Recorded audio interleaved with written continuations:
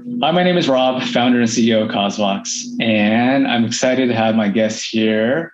Alice, you want to introduce yourself? Hi, I'm Alice Laussade. I am the CEO of Fight Inc., and we are a nonprofit that helps people living with multiple sclerosis. Okay, so I'm super interested in what you're doing over there at Fight, Alice. So can you kind of take the audience through a few things today? So I think the agenda we want to do is first, I'd love to dive deeply into what Fight is doing, how it started, what you all are working on. And then I'd love to see just hear some of the fundraising tips that you may want to share with our audience of nonprofit professionals. Sure. And then along the way, I think it'll be great to see some of the campaign sites and donation forms and other fundraising initiatives that you've launched and created yourself and the difference that's made. So let's get started. I'd love to learn a little bit more about Fight. What are you all working on and what's the mission? Tell Yeah. that. So Fight started in my backyard in 2010. It was just a barbecue competition that I had with my friends. My husband and I were like, how could we get the most possible barbecue in our backyard? We're based in Texas. This is just a thing we care about. And so we invited a bunch of our friends over and said, if you bring the barbecue, we'll have a keg. And in order to make it interesting, spray painted these trophies that were just the beer cans that I super glued a piggy bank to the top of. And I just wrote Fight on the front. And we were like, that'll do it. They'll be excited about that. And so they were. We had a whole bunch of friends over and it was just a really great, backyard party. And so then the next year, my brother got diagnosed with multiple sclerosis.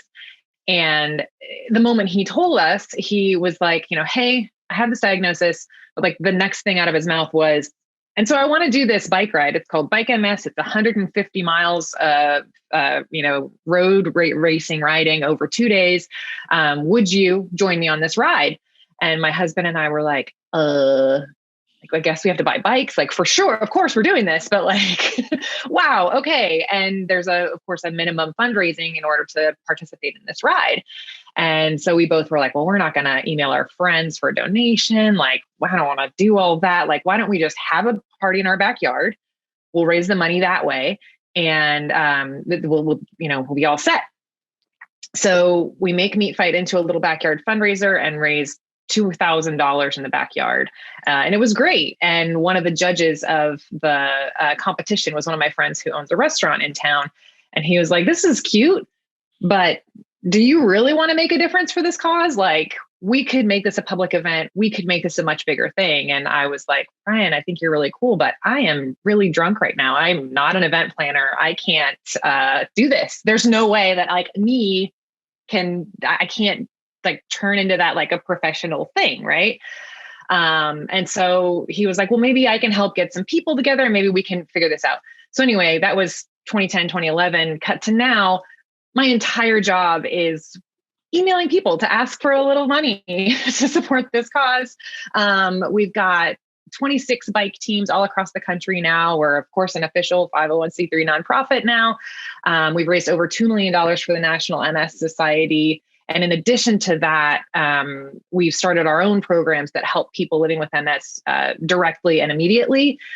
Because while we believe in the huge importance of funding research for a cure, that is something that has a longer timeline and in some ways doesn't reach a person who just got diagnosed right now. And so Fight's mission has kind of shifted a little bit from, barbecue and beer into just using that, I guess, as a way to create a community for people living with MS. Because when you first get diagnosed, it's really scary and you don't really think that anybody else is going through what you're going through. And so we found that this is our sort of way to have a support group. We call it a kind of a support group on wheels. We've found that, and research shows that regular cardio exercise helps people living with MS to mitigate symptoms, reduce progression, and all those good things. And in addition, it helps everybody, right? Like, exercise is good for everybody. So we started these programs that give bikes to people living with MS so that they can take on that bike ride that I took on and my brother took on, because he was like, it's great that there's a bunch of people out here riding, but more people living with MS should be taking this on. And when we found out that there weren't currently programs funding that for people directly, we took on that responsibility. And so for us, like that is the purpose of our online fundraising. We're always trying to raise money directly for someone living with MS, so that they can take on bike MS, a half Ironman, a full Ironman. We have marathoners, and we're most recently starting a program that takes people into the Grand Canyon. So they hike 7 miles down and then 7 miles back up in one day. It's nuts. And a lot of this is like also breaking through the concept that somebody living with MS cannot do these things. It's not true. And so, yeah, longest elevator pitch ever. Well, I think that's amazing where Meat Fight started just with barbecue and beers and has turned into such a comprehensive program. Well, barbecue, beers, and bikes, and then turned. Yeah, exactly. But still, at the same time, it's also very personal. So in terms of how you all are expanding, I'm curious. This just started off with just a fun idea. So did you have an experience with fundraising, or you're a professional marketer? Kind of tell us about kind of how you hack this together. Very interested in learning about that. Yeah. So I do have a background in advertising, but, so I was in the creative world of advertising. I was a writer at an ad agency for a while. And then I sort of shifted from that to writing about food here in Dallas for a couple of publications here. And so I think that combination of just sort of connections with people in the restaurant industry and a little bit of a background in advertising did help, but it's not a lot, and so all we knew with Meat Fight was that, we're based in Dallas. There's tons of people fundraising here. And so how do you set yourself apart? Like I knew from my background in advertising that you can't just do what everyone else is doing and expect for it to work. And also just as a person, I found that when I'm donating to a cause, I really want it to be transparent. I really want to know exactly where every single dollar goes. And so from Meat Fight's perspective, like we always love it when somebody asks our organization, like, well, how much of this money goes to the cause? And we're like, all of it, And so transparency for us is number one. And then on top of that, we want to host events that are fun first, that also benefit a cause. So a lot of people that come to our in-person events don't even know that it's a charity event because they're just having such a good time. And we call that funlanthropy. And so that's kind of what drives everything that we do. We want it to look like a blast and there was super great time. And then also really make a huge difference for the cause. Yeah, I think that's amazing. I just want to share with the audience what your website looks like, because I think that really instills what you just mentioned in terms of funlanthropy. Folks are having fun. So this is the meatfight.com. I had a chance to visit this. So I think for our audience, if you do have a chance, you go to meatfight.com, you will be able to see what Alice has been talking about in terms of how fun Meat Fight is, barbecue and beers, as well as some of their fundraising events that they're doing, their fundraising initiatives, but also just to learn a little bit more about the programs. So check them out here, meatfight.com. Also, I'm going to have to buy myself one of your Meat Fight flag after this. I can't believe I don't have a t-shirt that says Meat Fight. We'll get you one. And please forgive the fact that our auction from 2021 is still up there. We're working on it. We're a small nonprofit. Yeah. So let's talk about small nonprofit. A lot of our audience are small nonprofits as well. So I think it'd be interesting. What is your number one, your number two fundraising tip or hack you have for other small nonprofits when it comes to digital fundraising? I think, obviously we talked about transparency. I think that's huge. When people are giving online, it used to be the trend that they would give a little bit to a bunch of organizations. But with COVID coming in and people having, if money gets a little bit tight at all, people zero in on maybe 1 to 3 charities that they're going to give to in a year. And the way that you make yourself one of those charities, I think, is through personal connection. And so for us, the number 2 thing to me is, so we benefit people living with MS, and I have specific people that we have funded in your fundraising, if you can have it set up so that someone that you have benefited, someone who has, received funds from your programs, can talk about it. That's the best, most personal thing you can get. A review from someone basically that says, Meat Fight helped me. It changed my life. If you can get those words in a fundraiser, you will be super successful. We found even through the MS Society. So we put riders living with MS, we give them bikes. And part of our contract with them is that they will sign up to ride in the National MS Society's bike MS rides in a year, right? Like they'll do the training and then they'll do this ride. The MS Society has reported to us that those riders that are living with MS and got a bike from us do like triple the fundraising that everybody else on that ride does. And it's because of that personal connection. Like when you have somebody saying, it's me that you're helping, it really makes a difference. And so I guess, sorry if you benefit dogs and cats, that's harder. But that I think is the main thing. I think the insight here is that when there's a direct connection between the fundraising ask and the mission, the social benefit or whatever the impact is, then you'll see a lot of results. So one thing I want to highlight here, which I thought was pretty interesting when I was going through some of your CauseVox campaigns. So for folks who don't know, CauseVox is a digital fundraising platform for nonprofits. Alice at Meat Fight uses CauseVox. And one of the things I thought was really interesting is when I was browsing through one of the campaign sites. Where is it? Oh, here it is. So here's one of the ones I saw in your account where this is a CauseVox campaign site that you created, right, Alice? Yes. Okay. And I thought it was really interesting where you're actually fundraising for bikes and you're connecting dollars being raised to a specific impact. So this is kind of just one of the ways that I've seen throughout your marketing communications, your fundraising, where you're trying very hard and succeeding at it of connecting donor dollar to impact. So really love to showcase that. Yeah, I really like that feature.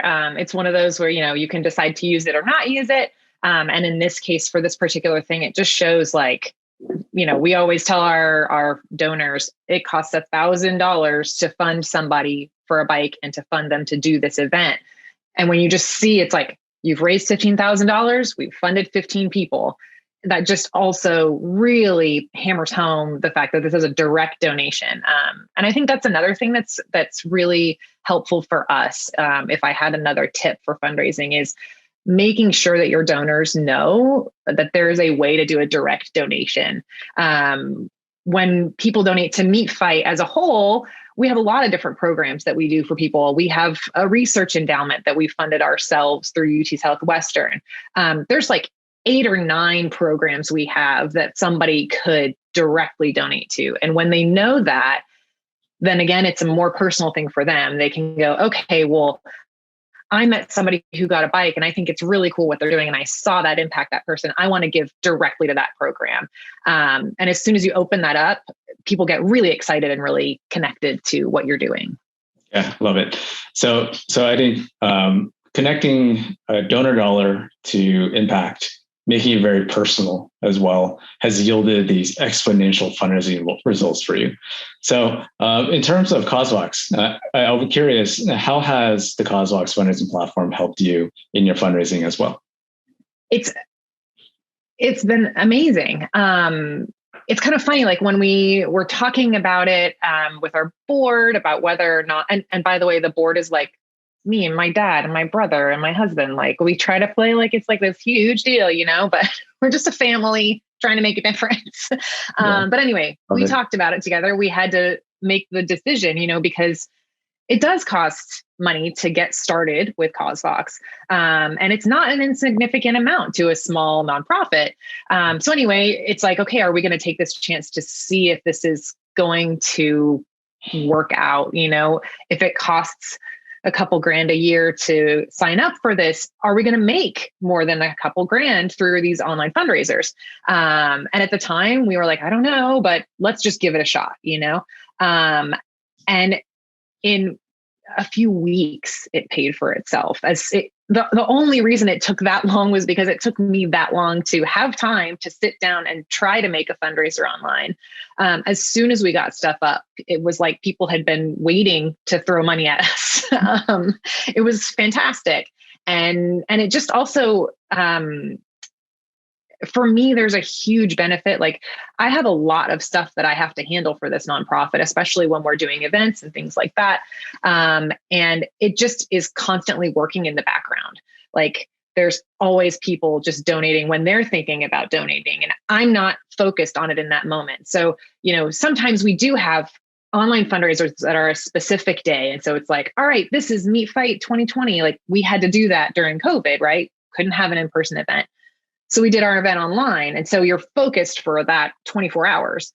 But while those are super beneficial, the main thing to me is that the other little fundraisers that we have going that are hosted by people who've benefited from us, those are just constantly churning. And that's the stuff that I didn't think about when we signed up for this. I didn't think about that extra benefit of the power of other people helping and running their own little fundraisers. That is what has really been the just extra bonus of this whole thing. And, I mentioned COVID. We happened to sign up for CauseVox just before COVID happened. And for an organization that is so based on in-person events, we were really freaked out. And we had to get really creative about how we handled the problem. That's my favorite thing to do. My favorite thing is to figure out weird little solutions for what to do. And it was our 10th anniversary. And so 2020 was our Meet Fight, 10th anniversary. So we decided to host an online fundraiser that was called the worst 10th anniversary party ever. And we sent out little packages to people if they donated, of like a Frisbee that said, this is a plate on the back of it, and, crappy little plastic cups or whatever. But we were just like, this is the worst. So I guess we're going to have the worst together. I believe that online fundraiser raised $100,000.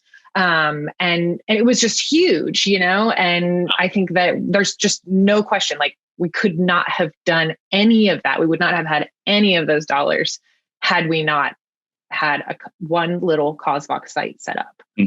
Well, I think that's amazing. Well, first, what I think is amazing is that you'll have a ton of fun, and I've been missing out on attending. Right? So you've got to come.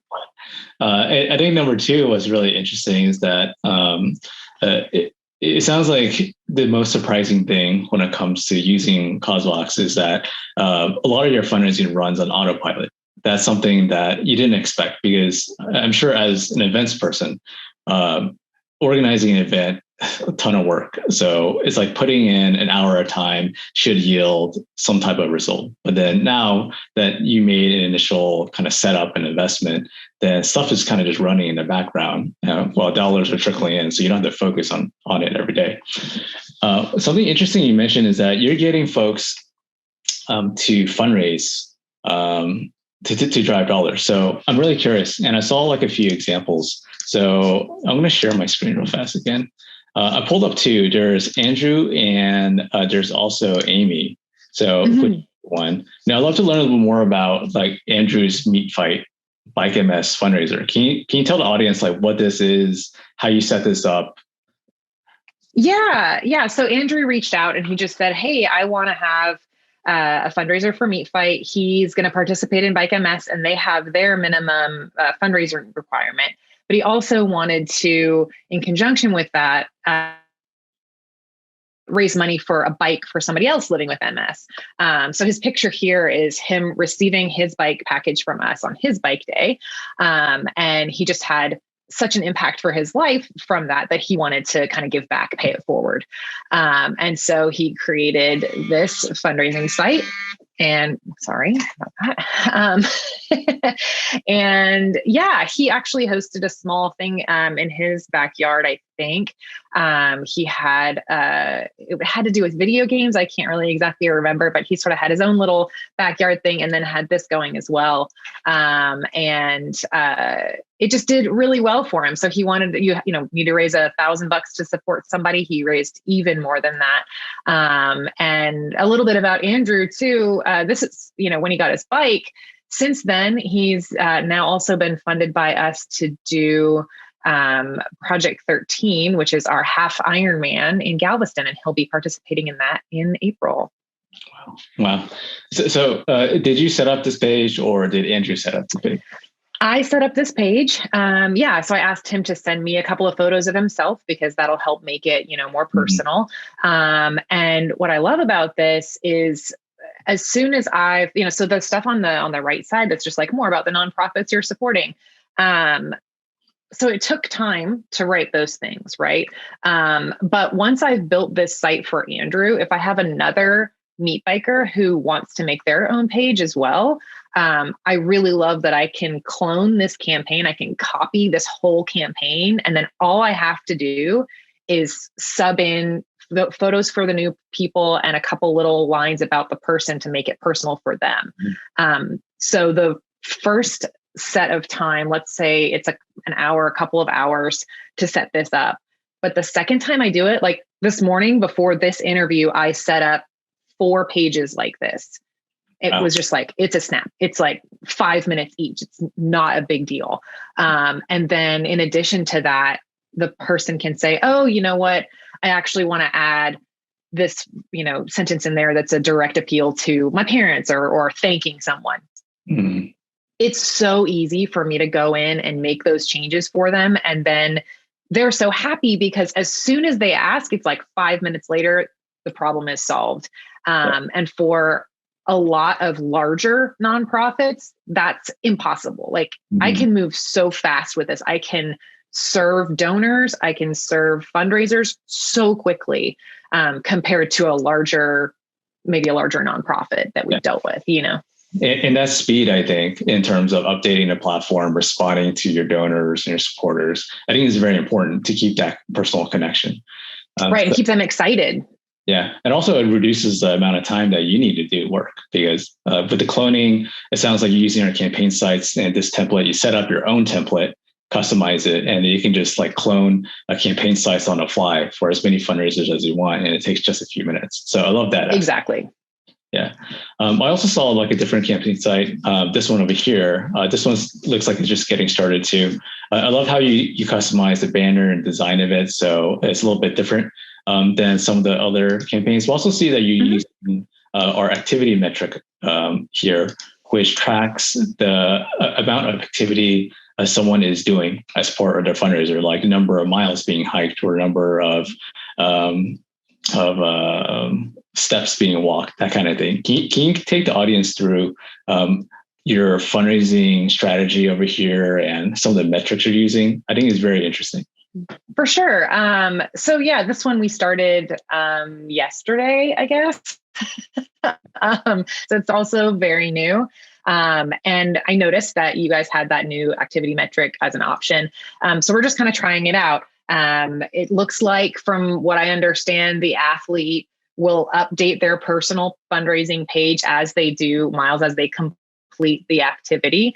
And so that number will grow. And we have some people who are going to connect the number of miles they hike to fundraising dollars. So when they reach out to people for donations, they'll say, okay, for every mile I walk, you're going to donate $1 or whatever it is. And when we were setting that number, that goal, it's really interesting to talk to the group and start thinking about things in that way. It's like when you're training for something like hiking down into the Grand Canyon and back out, what does that training look like? How many miles do you have to walk as an individual to train for that? And then also as a team, we've got 14 people going out to do that. What does it look like when you add all those miles together? What's that impact look like? And so we added that little metric in there this time. And this is another one where we've got the main fundraising site that captures what everybody raised together. But then we also have the option for these individual fundraising pages on the bottom. And so, each individual can create their own page, and we can give prizes for our top fundraiser in this case. We can give prizes for somebody who has the most donors, because it also tracks like how many donors you receive. And that's another way we like to reward people. There's a typical way, which is the top fundraiser of your campaign, but sometimes you have somebody who has like 500 $1 donors. And that's also beneficial for you, because that's contacts for you to reach out to in the future, for your nonprofit. So we like to award people for that kind of stuff too. Yeah, I think that's a lot of fun when you have a fundraising campaign where it's not just about dollars raised, because a lot of times donors don't really care about dollars, or your supporters who are fundraising don't care about dollars. It's about impact, or for Meat Fight, it's about philanthropy. It's about having fun and doing activity. So I really like how you're capturing the activity and showcasing that.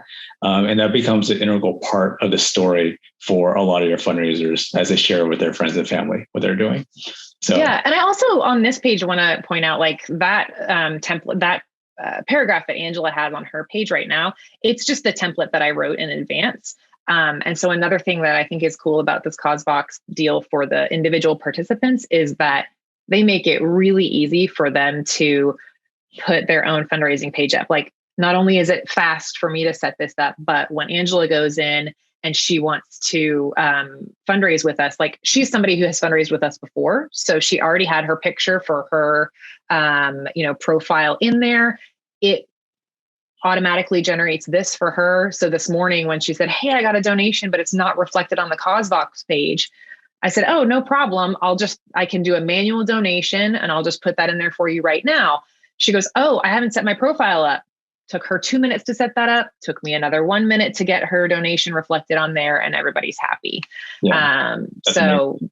It's really, really great. Yeah. 3 minutes for $500. I like that. I'll take it. Yeah.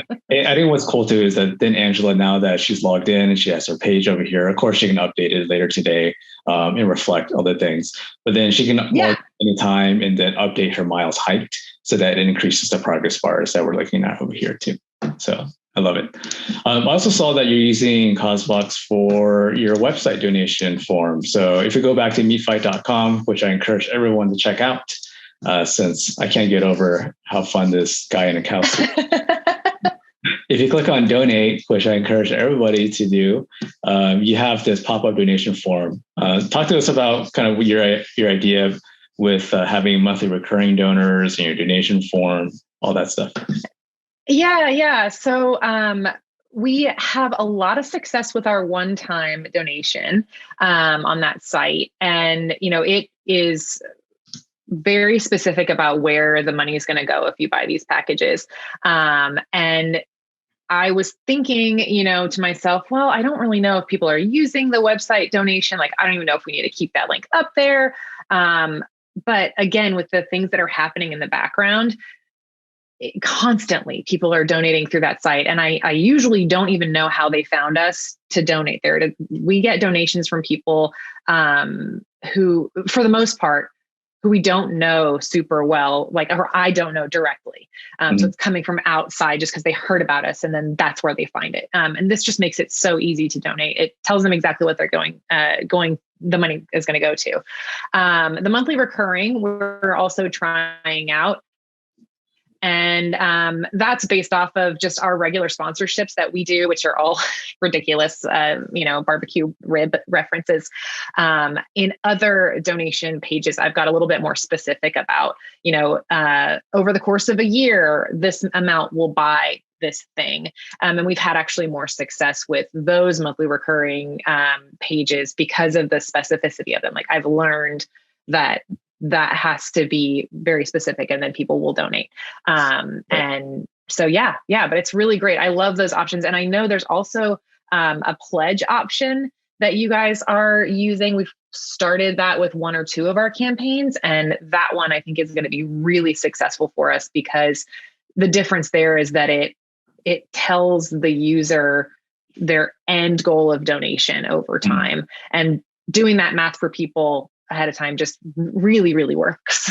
Yeah. Yeah. This is one of the new features that we launched just a few months ago. And we did run a study with it where we surveyed hundreds of people, hundreds of donors. And the end result is that it told us two things. One is that through pledge donations, you'll increase your gift size.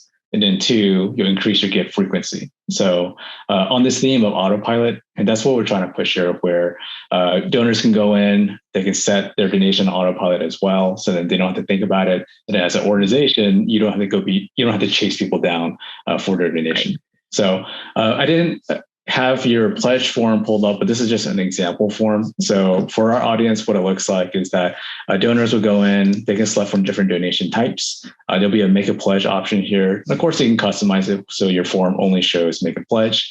They'll select a dollar amount that you can specify as an organization, and it breaks down that pledge amount into smaller monthly amounts or yearly amounts paid over time. So it's very similar to a buy now, pay later model, except we call it pledge now, pay later. So folks can select a payment amount based on a schedule and period, and it'll charge their credit card or debit card on file whenever it's due. So it runs on autopilot. And I think for this, it's like, for me, it's really useful because the donors that I do have who are doing a monthly recurring donation, I have to really check to see when they've hit that $1,000 mark, which is very significant for us because it funds an athlete.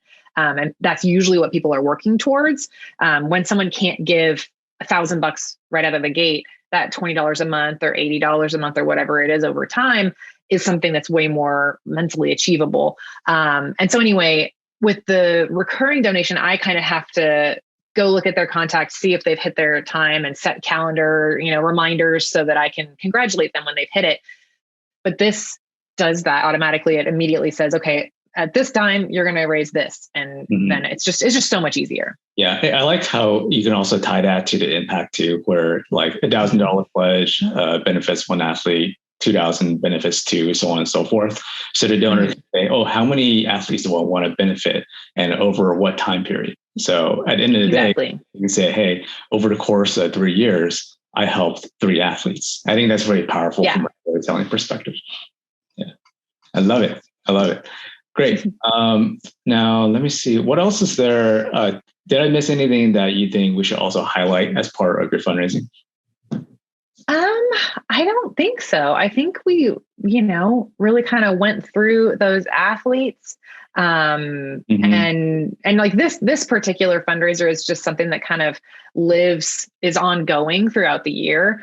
Most of our other fundraisers kind of have an end date, but this one is just at any time, anybody who works with us can go here and set up a page. And I think that there's benefit in that too.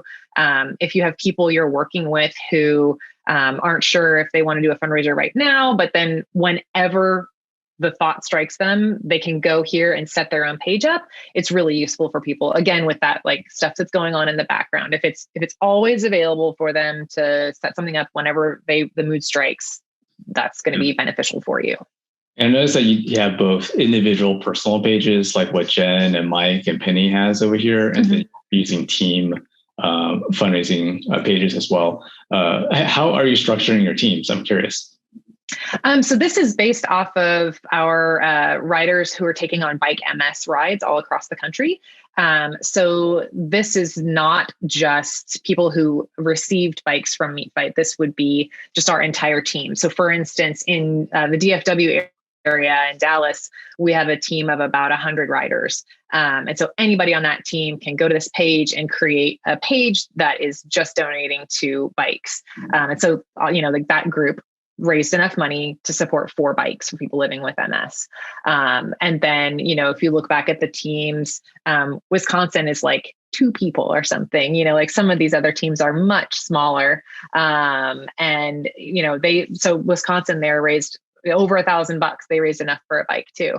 And Houston is another team that we've got that's, at the time, I think it was like 10 riders, and they almost raised enough for 4 bikes. So you also never know who in the mix is going to be a huge fundraiser for you and who's going to do more people getting connected to your communities, but smaller donations. And this captures all of those kinds of people. Yeah, yeah, I really like this where it's what we call DIY. So at any time, do it yourself. People can just go here, fundraise, join a team, and they can do what they need to do.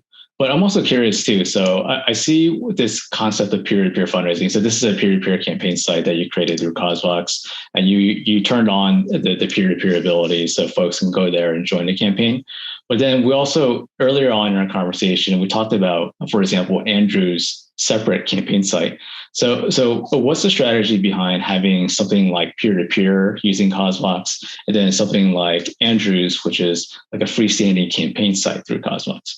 Yeah. So on that Meat Bike Nation page, that is fundraising specifically directly for bikes only. And so Andrew's page gives him the flexibility on his personal page that's separate from that team thing, to not only support Meat Fight Inc., our nonprofit, but to also support the National MS Society's nonprofit. And in order to do that, I have a separate page for him just for that transparency. So when you go to that Meat Bike page, every single dollar of that's going towards bikes. But for Andrew, he's going to use like the first $300 of this fundraiser to support his minimum fundraising required for the Bike MS ride. Or he's going to say, this time I want it to be like Amy's, the hand cyclist that's on there who's just started. Hers is a 50-50 campaign. So whatever she raises by her deadline, half of it will go to the MS Society and half of it will go to Meat Fight Inc. And that just is, the way that like it'll still come through Meat Fight Inc., but we have a big relationship with Bike MS and the National MS Society. And so when she's done with her campaign, I'll take half of it, I'll put it towards bike, and then I'll go into her separate National MS Society fundraising and make a donation from Meat Fight that's all of this money. Mm-hmm. And so mainly it just offers another layer of flexibility for our individual fundraisers, because I also have a lot of fundraisers who want to do, all right, I want to do a Meat Fight campaign. I want to do Bike MS. I want to do all the Meat Fight athlete programs that you have. And I want it to fund the direct MS research that you're doing with UT Southwestern. It's like, right. Great. That sounds like an individual campaign. Like when the explanation of what they need gets longer, to me, that's an individual campaign. Mm-hmm. Yeah. So it sounds like if someone wants to do something more complicated or the fund flow is complicated, then you use a separate campaign site so you can track how much has been raised, and then do all the accounting and all that stuff, as well as the public display of donation amounts. It gives you more flexibility. While you'll use something like the Meat Fight Nation, the peer-to-peer capability, when all the funds go towards something singular, something more, a little bit more simple. Yeah. Cool. Well, I like how you're mixing and matching different type of functionality on the CauseVox platform, and then you're adapting it to fit whatever fundraising needs you have. I think that's incredibly savvy. So it's been really cool. And it really also highlights, there's different kinds of fundraisers, and some people like to see what the whole team did. And some people are like, no, I want my own thing over here. And it really helps you serve all of those different types. Yeah. And then all the campaigns that you have as well have a different look and feel. I really love how this one is looking, which is really different, for example, than like the Meat Bike Nation, then how it's different than Andrew's page as well. So it gives us some branding distinguishment across the board. So I love that as well. Yeah, and that's where like I probably need an art director to help me out a little bit, the writer in me kind of shows in our design here. But yeah, I really do like that it's very easy to change those banners, the colors and everything. And when you have time to really think about it, you can make things just look very catered towards that specific person. Yeah, I love it. So this is great. I mean, I think you're using CauseVox in a really interesting way. Not only our peer-to-peer, but our donation forums, but just our typical crowdfunding pages for example, for Andrew, Amy, and then you're really tying together how the impact of what's conveyed, it really matters in translating to increasing donations. I know we chatted a ton about CauseVox, about Meat Fight, about some fundraising tips. I just want to make sure we're going to kind of wrap up this interview real fast. What's kind of like the one thing that your fundraising pet peeve that you think that other nonprofits commit and that they should fix immediately? I'm just curious to see from kind of your this. You know, for me, it's luncheons. Just like, don't do them. I don't know. But that's also, it just depends on your vibe. Like if you're a person who just really loves a luncheon, like do it, I guess. But I just feel like it's so hard when you gather a bunch of people in a room and you're sitting and then you have one person talking, at the front of the room. It's just hard to stay engaged, hard to keep people interested. And for us, it really is all about like, can we please make fundraising fun again? Like, can we just have a good time? This is supposed to benefit other people. We're supposed to be happy about it. And I think I get really, really annoyed when the pitch from the individual who's benefiting from your organization is sad. Like, can we show this person happy, please? Can we show this positive benefit that you're bringing rather than showing the sad, hard, stuff? I think that's just sort of how our family organization is like built in general. Let's see what we can do together to change things, to make things better. And so, like, I don't know, luncheons are just such a downer for me. And that's like where it all starts, and because I feel like you go to the luncheon and then like they bring a sad dog out and you're like, oh, that's sad dog. I'll give you my money.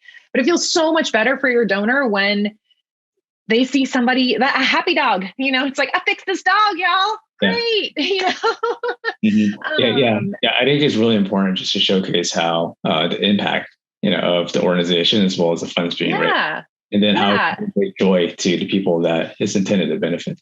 Yeah. And like, sometimes you need that. Like you need a mix of both. But I think that to be able to show a positive impact that we can all make together is like, that's my favorite thing. That's so I guess to say it a different way, instead of a pet peeve, like my favorite thing to see is success from charities when they can show me this is the positive impact I'm making, and this is the positive impact we made together.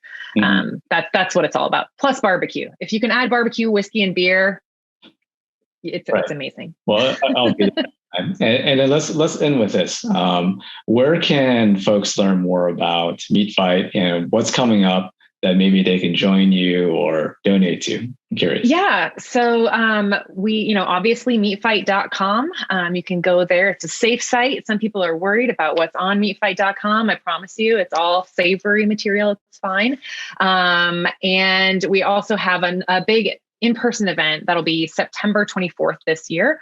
We're going to have all kinds of barbecues and, beers and whiskeys, and we're going to be raising money for people living with MS as usual. We're just really excited to be able to have another in-person thing this year.